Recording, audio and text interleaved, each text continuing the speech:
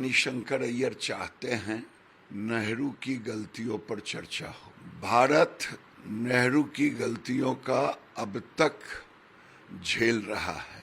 मेरे जानकारी में है लगभग 34,000 वर्ग किलोमीटर जमीन जिसे नेहरू ने संसद में कहा था वो कंकड़ पत्थर था।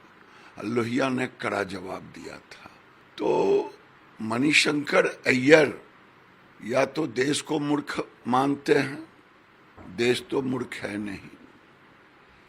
इसका मतलब नेहरू ने देश को चाहे चाइना वार के नाम पे हो, चाहे 71 में श्रीमती गांधी को जो तोहफा हम दे रहे हैं उस तोहफा के नाम पर अगर हम पीओके को ले लेते तो आज भारत को ये परेशानी नहीं होती।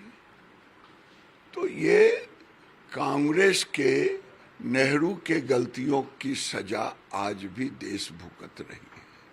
या 47 में सारे मुसलमानों को भारत से पाकिस्तान भेज दिया गया होता तो आज ओवैसी के भाई जैसे ओवैसी जैसे लोग यहाँ पैदा ही नहीं लेते।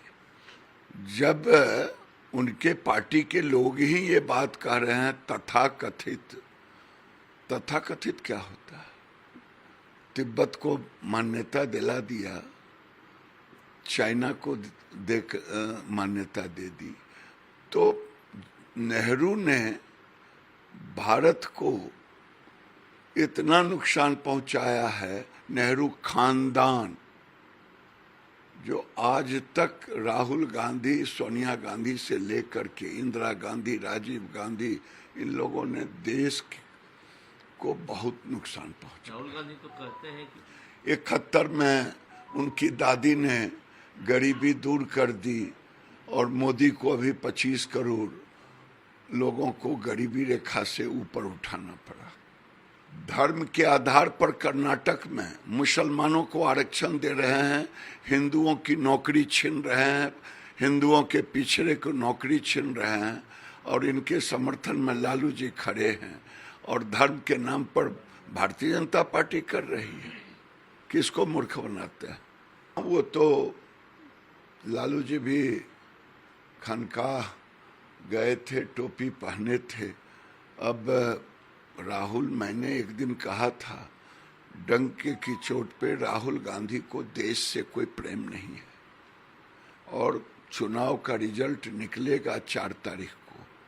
हो सकता है उसके पहले या चुनाव रिजल्ट 4 तारीख के बाद वो कहीं बाहर जाएंगे। और लालू जी को अब किसी मत पे उनको भरोसा नहीं है। एक मुसलमान का उनको भरोसा है, इसीलिए बार बार खनका जाते हैं, कभी टोपी पहनते हैं, कभी टोकरी उठाते हैं। अब तो उनके लिए एक ही स्थान बचा है, मस्जिद, जहां वो टोपी पहन करके नमाज करेंगे 4 तारीख को।